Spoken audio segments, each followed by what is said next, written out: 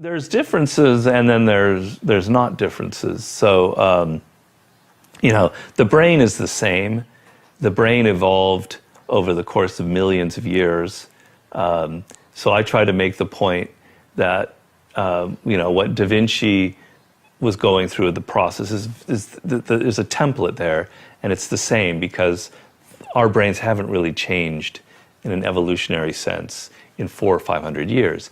On the other hand, the circumstances are different, and people now live in a world where there's many more distractions, so it's harder to do that kind of focus that I was mentioning.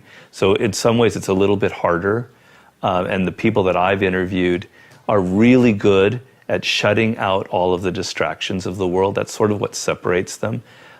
Every single one of them. Paul Graham, you know Paul Graham? Paul doesn't have a smartphone.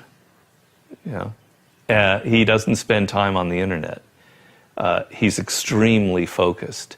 The woman Yoki Matsuoka, she does all of her writing with a pen and paper. She's not sitting there day in and day out on the computer checking her Facebook or Twitter page or whatever. I could go through all of them that way. Steve Jobs is sort of the ultimate icon of mastery of our era. And he said the only thing that's differentiated me from everyone else was my level of focus. I could take a problem and I could focus on it and burrow into it, and everybody else was so distracted. He knew how to close his door, get away from his wife, his kids, everyone, and just focus. So all of these people have to overcome the intense distractions in our world, and they're able to do it. On the other hand, what you can get with a click on the internet, with a Google search, compared to what Da Vinci had to do, or a scientist in the 19th or 20th century, is absolutely astounding. So what you have at your fingertips, the knowledge, the things that you can connect and learn about, the potential for learning skills is out of this world. So if you're able to overcome the distracting elements that are, my girlfriend and I compare it to if you ever watch a basketball game and you see the opposing team shooting a free throw, and everyone behind him in the stands are all going like this with those big, trying to distract him. There's like hundreds of people. That's what the world is like now. You've got thousands of people waving those things. You've got so many distractions. If you're able to overcome that and be a person that can focus, you have this like wealth of information and knowledge and ability to acquire skills that nobody 100 years ago, 20 years ago could dream about. You want to be totally focused. You can't take your eye off the ball. When I had troubles in the early 90s, a major article came out and it said very strongly, everything he touches turns to gold. And I believed it. So I'd go out with models at night instead of working. But that wasn't good. And I remember I had a big lease coming up, and there was a big show, and I went to the show. I said, don't worry, fellas, you can handle the lease, you'll get it done. Well, I came back, they didn't get it done, and I would have had it done 100%. And then the market crashed in the 90s. So I had trouble, but it was sort of an amazing, I wouldn't want to do it again. It was an amazing test of yourself. Can you handle pressure? How are you under pressure? Are you smart? When everybody's coming at you. But the common wisdom, the old intelligence idea is to diversify, and what I believe in is something else, is increase your financial IQ, your financial intelligence, and instead focus. And what focus stands for is this.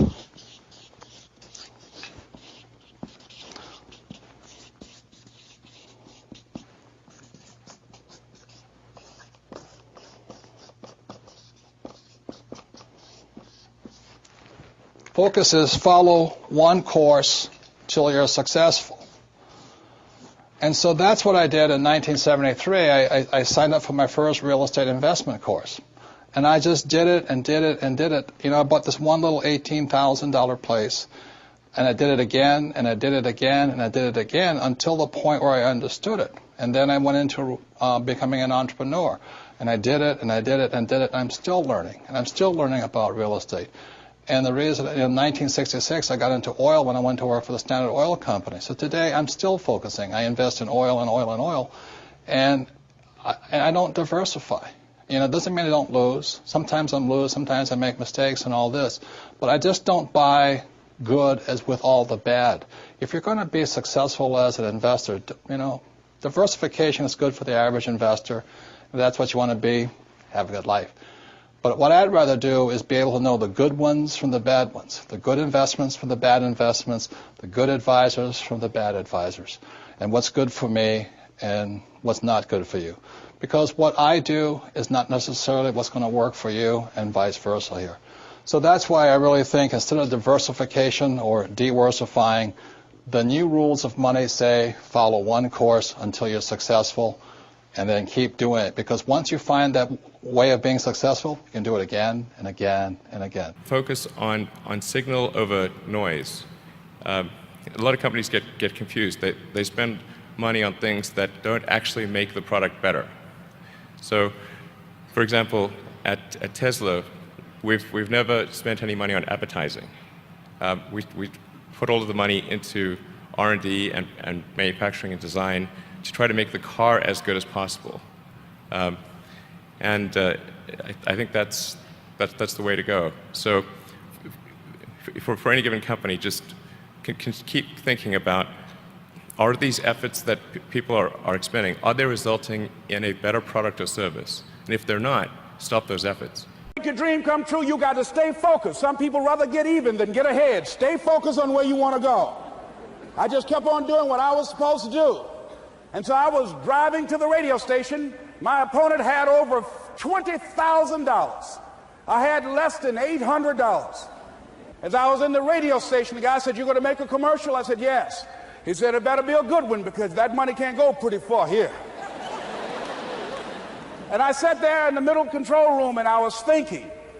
And here's what happens when you get still. Stuff will start coming. Something said, "Call your mama." You used to talk about your mother on the air all the time. Ask her to say a few words for you. That'll be a different kind of political spot. So I called my mama. And I had a gospel record playing in the background.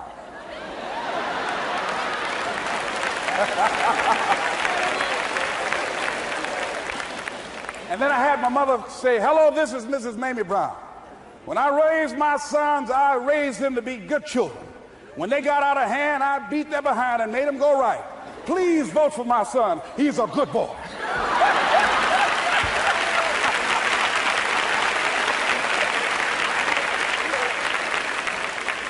Usually in the state representative race, maybe 3,000 or 4,000 people will come out to vote in a primary. In that primary race, over 27,000 people came out and voted and said, "I'm voting for Les Brown because his mama said he's a good boy." I won, ladies and gentlemen. I won.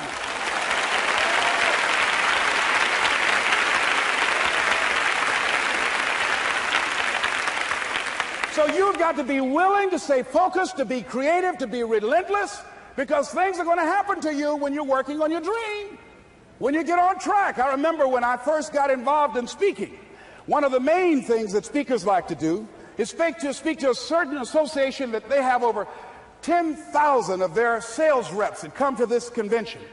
And I was relentless. I kept saying, "It's possible. It's possible." See, what I want to let you know and set you up for, because you said it's possible, don't mean that you're not going to have any problems. That Murphy's Law ain't going to come and slap you side the head. Old Murphy going to come visit you. He's waiting for some of y'all out in the parking lot. "Oh, you say it's possible. Okay, it's possible. You better get up." Well, I was working. I kept saying, "It's possible." They got other speakers on this program. I can be on that program too. I kept selling myself. I got all fired up. And I was calling them every day, every day. And the lady finally said, "Mr. Brown, I tell you what, we want you to come in and talk to our sales executives. You got the kind of fire and guts that they want, that will motivate them. And let me tell you something else. We want you to bring your motivational tapes. You're going to need at least $50,000 worth of tapes." I said, "Is that right?" "Yes, because they want to keep that drive alive." I said, "All right." I called the guy to duplicate my tapes. I said, "Don, how you doing? This is Les. Let me tell you, I got a major speaking engagement." I said, "Man, it's a speaker's dream. I need over $50,000 worth of product." He said, "Les, you don't have that kind of credit." I said, "I know, but Don, I can sell that. Just right after the speaking engagement, I'll give you your money in 4 days." He said, "Are you sure, Les?" I said, "Yes, but I got a major speaking engagement, and they told me to do it." He said, man, that's a big art. Let me talk with the lady with you. I said, hold on just a minute, man. Call the lady back. Hello, Evelyn, how you doing? This is Les Brown. I got Don on the phone. What did you say? Do I have the speaking engagement? Yes, you do. And what else you suggest? Les, our people, they buy a lot of tapes. Your tapes are very popular among them. I'm saying bring at least $50,000 worth of tapes, Les. You'll sell everything you got and more. I said, did you hear that, Don? He said, yes. I said, now, if anybody else has to make the decision, are you the final person? She said, I'm the final person. I will send you the contract. I want you. I said, did you hear that, Don? He said, yes. I said, oh, ye of little faith. I said, duplicate the tapes, man. Hunk the phone up. Well, he duplicated the tapes. 1 week came by. I'm checking the mail every day. No contract. I said, come on, Murphy, don't start nothing, man. Come on. Come on, man, give me a break. Come on, you know, this ain't fair. Come on, man. Give your boy a break. Come on. I talked to myself, you know. I didn't want to call him right now. 2 weeks passed by. Murphy said, don't you think you ought to call him? I said, okay. I called. I said, hello, this is Les Brown calling. How you doing, Les? I said, fine. I said, Evelyn hasn't sent my contract out yet. Any additional information you need? So, Les, you haven't heard? I said, no. I said, Evelyn died.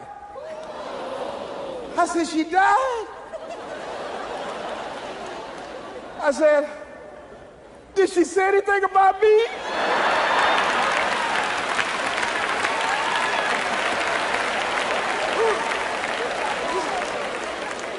When I got home, I was so wiped out. And Murphy was in the house waiting on me. Murphy said, is it possible you want to listen to some of your tapes?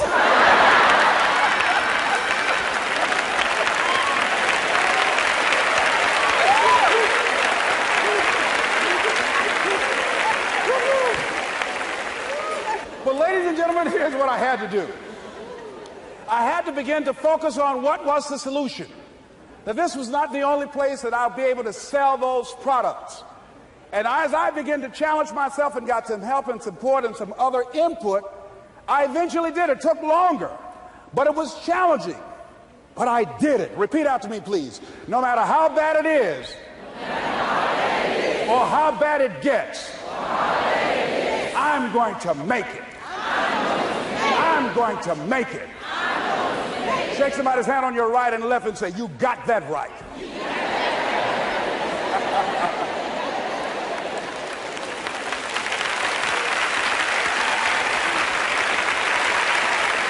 Repeat after me, please. It's possible. It's possible. I can have my dream. I can get what I want. I must be creative. And never give up. Now, let me share something else with you, ladies and gentlemen. When you know within yourself that there's something you want to do, and I believe that all of us were born with a purpose, that all of us have something that we are supposed to do, that all of us have some goodness within us, and that goodness gives us a responsibility to manifest our greatness.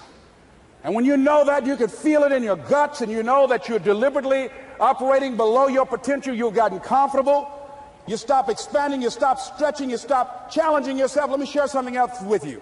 Not only is it possible for you to have your dream, but it's necessary. It's necessary that you have it, that you work on it, that you develop yourself, that you go for what is yours in the universe. I have a friend that at the beginning of the year I was in Los Angeles giving a speech, and I do a seminar teaching people how to become involved in the speaking business, and also one called Speaking with Power, teaching people how to begin to develop their communication skills. And this friend, I said, I want you to work with me. I called her up. She said, Les, are you sure I can do it? Sure you can. You have a PhD in communications. I don't have that. If I can do it, sure you can do it. In fact, I'm going to give you the support that you need. Here's what I realized, ladies and gentlemen. We only have enough energy to take us to a certain level, but it's necessary that we assemble ourselves with other people who share our vision, other people that can see it for us, to give ourselves a home court advantage.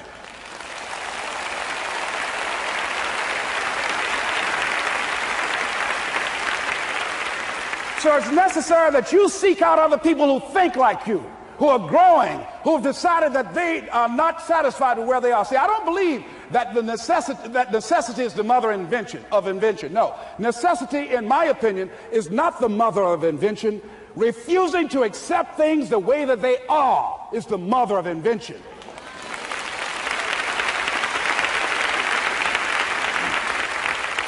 When you decide, I'm not going to settle for this, this is not going to be it for my life, I deserve more than this.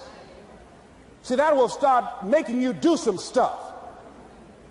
See, a lot of people go to work every day miserable, and all they do is just talk about how miserable they are. But they don't do anything about it. So I was telling her that I knew she hated her job with a passion. I said, you can do this. You got more going for you than I have going for me.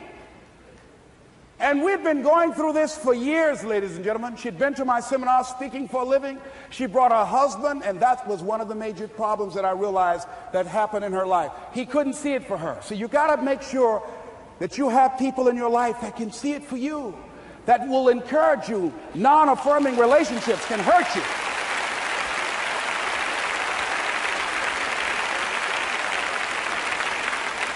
And I talked to him. I said, you know, I don't have anything to do with your marriage. He said, you and I are good friends, and she and I are good friends. And I'm not taking sides. I said, but if you can't see it for her, don't tell her that.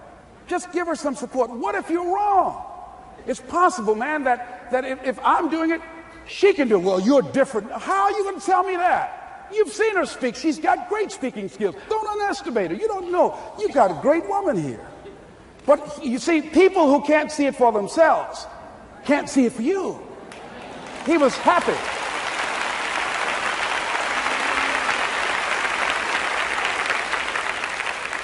So I said, will you do it with me? I said, I'm going to give you the support you need. You can't do it by yourself.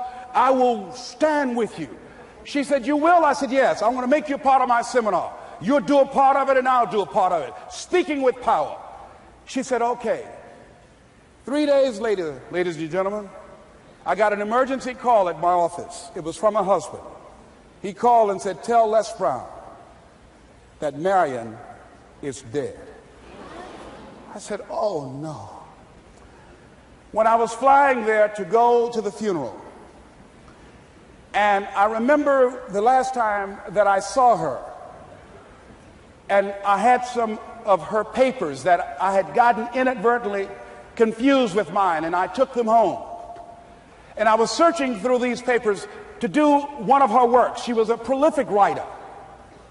And what got me, what was so sad that made me begin to cry, was that there were poems that she had started that were profound poems, great thoughts that she didn't complete.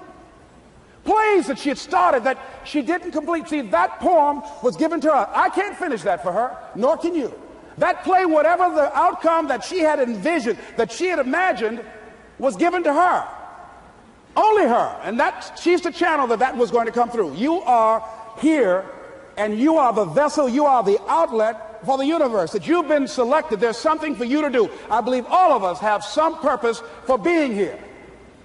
And as I was going to the funeral, and I was reading a newspaper that said that millions of people are dying because of what they're eating, talking about their diet.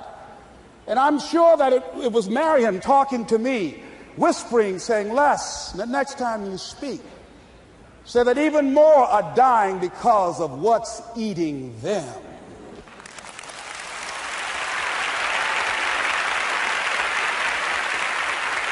When the challenges of life come your way, you've got to find ways to increase your sense of self-appreciation, because if you don't, you're bombarded with negative stuff every day that beats you down, and you will find yourself unconsciously engaged in self-destructive behavior. If you don't program yourself, life will program you.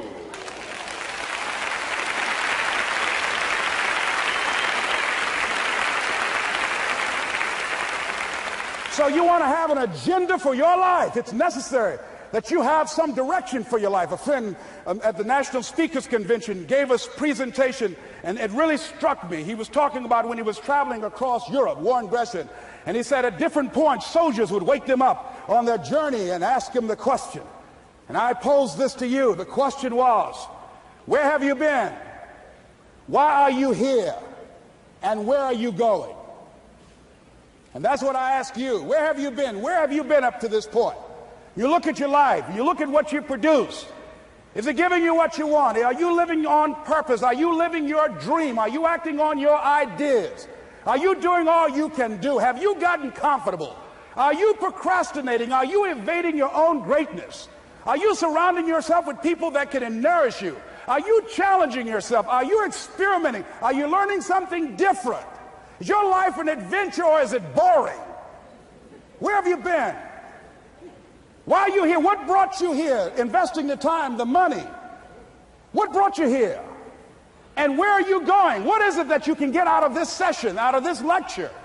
That when you leave here, rather than this just being a spectator event, that you got some idea, some dream, that you might have to go back and brush it off and look at it again and say, I've got to do this. This is my stuff. This is what I'm supposed to do. This is why I showed up. Where are you going with your life?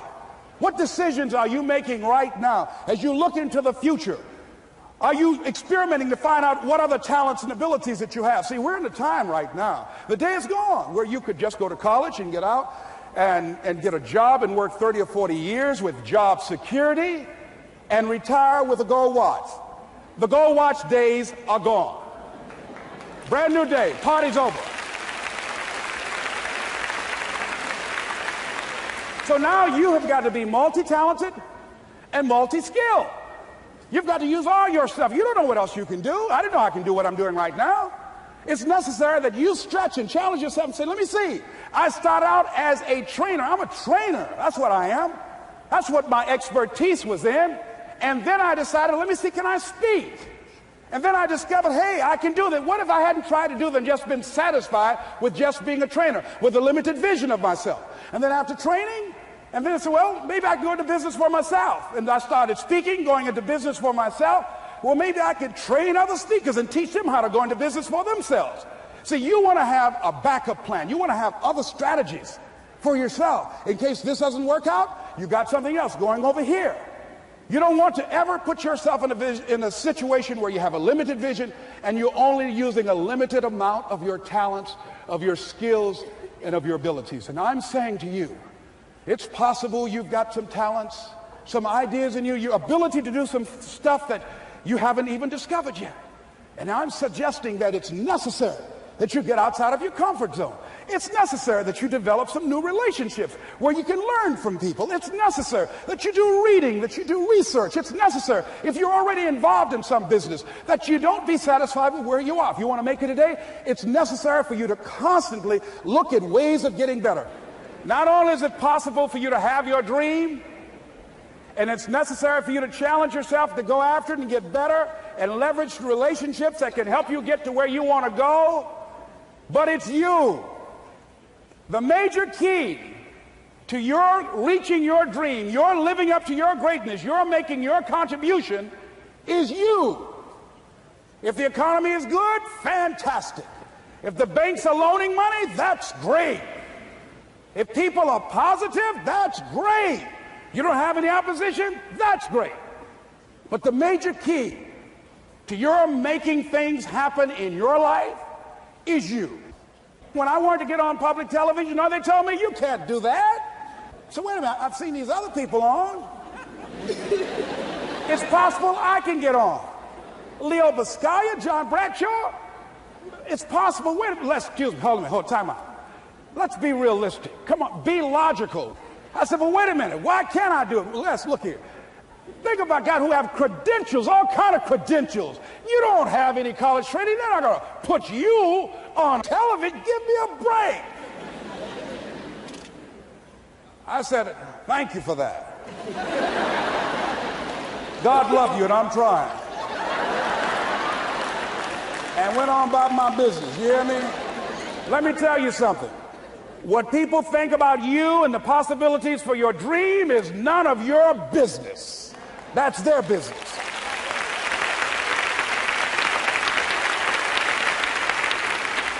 They have no imagination, ladies and gentlemen. They're living out of the past, out of their memory. The attitude is it can't be done because they haven't seen it. They're judging according to appearances. The people that are going to make it in the future, the people that are making it today, let me share something with you. History is being read, but it's also being written by people with imagination.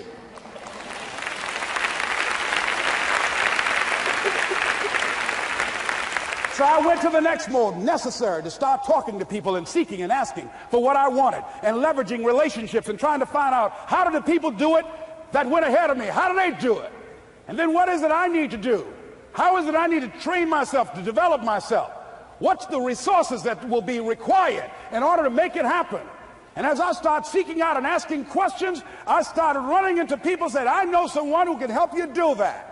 And they helped me get connected with those people. Remember, we have so much energy that can take us so far. It's necessary that you hook up with some other energy that can take you to the next level. I hooked up with them. They said, let's go. I said, away we go.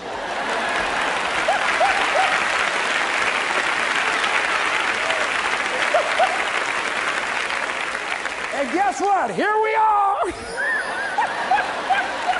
I love it. You want your stuff? It's necessary you take responsibility for it, that you make it happen, that you don't give up, that you don't take any objection or disappointment or defeats personally, that you keep on keeping on, that you don't decide that I can't make it because you can't see the light at the end of the tunnel, that you realize that's a part of the program. And here's something you've got to resolve. Say this to yourself every day. See, as long as you're breathing, you got a shot at your dream. That's the way I resolve. Say this, please. It's not over until I win. You got that right.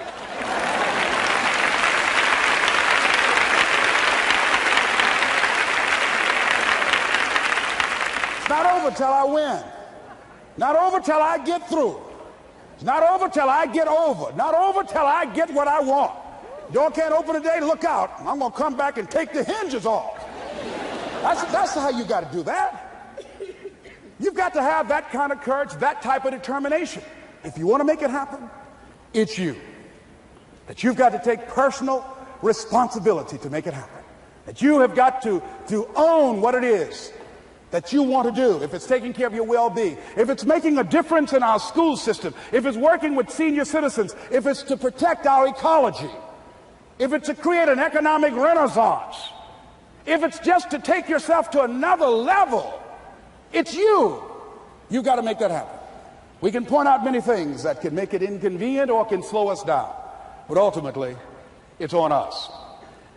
Next step is, not only is it possible and necessary, and it's you to live your dream, to make this greatness that you have within you become a reality, but what I've come to appreciate when you're working on changing your life, changing some bad habit, getting out of addictive situations or relationships, or working to build a dream or making a difference in our society, or learning something that's very challenging. Here's what I realize, ladies and gentlemen, and develop a great deal of respect for. It's hard. Easy is not an option.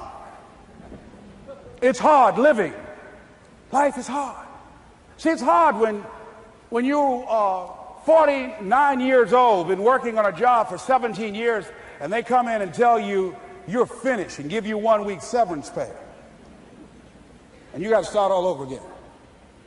It's hard when you're married and raising children and your children are crawling and your husband dies unexpectedly. It's hard handling just the tragedies of life. It's hard when you're working on something and you put everything you have in it and it doesn't work out. You lose your money and other people's money. It's hard. It was rough when I lost my job, and I could not find a job. It was humiliating and embarrassing, borrowing money, and then I couldn't pay the money back when I told them I would. That's rough. How people look at you, how they respond to you. It's very hard. It's humiliating. Here's what I discovered that happens to you in life, that you will go through things, and while you're going through them, you can't understand why it's happening to you. But after you go through it, and you get back and you look at it and you say, oh, now I understand why I needed that lesson. Have it ever happened to you? Raise your hand. Has it ever happened to you that I couldn't understand it then, but after I got through it, then I saw that that was preparing me for bigger and better things.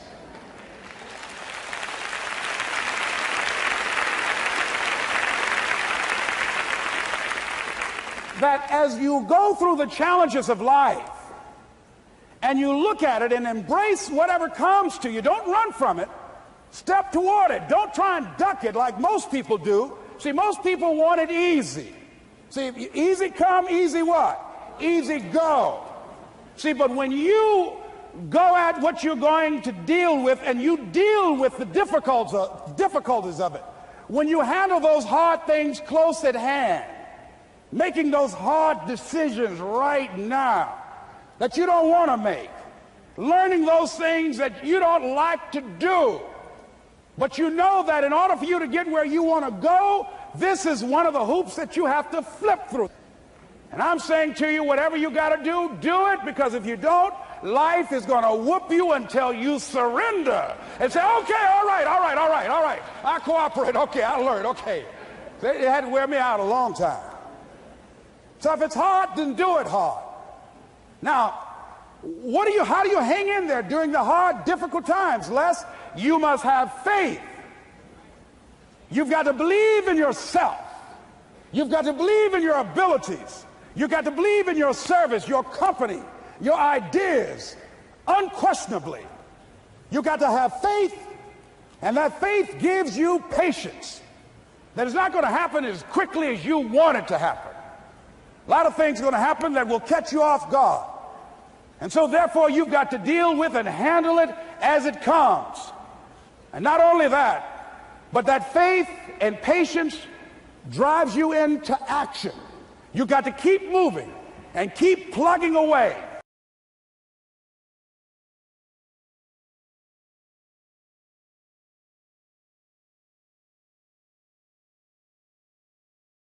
I could go through all of them that way. Steve Jobs is sort of the ultimate icon of mastery of our era. And he said the only thing that's differentiated me from everyone else was my level of focus. I could take a problem and I could focus on it and burrow into it, and everybody else was so distracted. He knew how to close his door, get away from his wife, his kids, everyone, and just focus. So all of these people have to overcome the intense distractions in our world. And they're able to do it. On the other hand, what you can get with a click on the internet, with a Google search, thousands of people waving those things, you've got so many distractions. If you're able to overcome that and be a person that can focus, you have this like wealth of information and knowledge and ability to acquire skills that nobody 100 years ago, 20 years ago could dream about. You want to be totally focused. You can't take your eye off the ball. When I had troubles in the early 90s, a major article came out and it said very strongly, everything he touches turns to gold. And I believed it. So I'd go out with models at night instead of working. But there's differences, and then there's not differences. So, the brain is the same. The brain evolved over the course of millions of years. So I try to make the point that, what Da Vinci was going through the process there's a template there, and it's the same because our brains haven't really changed in an evolutionary sense in 400 or 500 years. On the other hand, the circumstances are different, and people now live in a world where there's many more distractions. So it's harder to do that kind of focus that I was mentioning. So in some ways, it's a little bit harder. And the people that I've interviewed are really good at shutting out all of the distractions of the world. That's sort of what separates them. Every single one of them. Paul Graham, you know Paul Graham? Paul doesn't have a smartphone. He doesn't spend time on the internet. He's extremely focused. The woman Yoki Matsuoka, she does all of her writing with a pen and paper. She's not sitting there day in and day out on the computer checking her Facebook or Twitter page or whatever. Compared to what Da Vinci had to do, or a scientist in the 19th or 20th century, is absolutely astounding. So what you have at your fingertips, the knowledge, the things that you can connect and learn about, the potential for learning skills is out of this world. So if you're able to overcome the distracting elements that are, my girlfriend and I compare it to if you ever watch a basketball game and you see the opposing team shooting a free throw and everyone behind him in the stands are all going like this with those big, trying to distract him. There's like hundreds of people. That's what the world is like now. You've got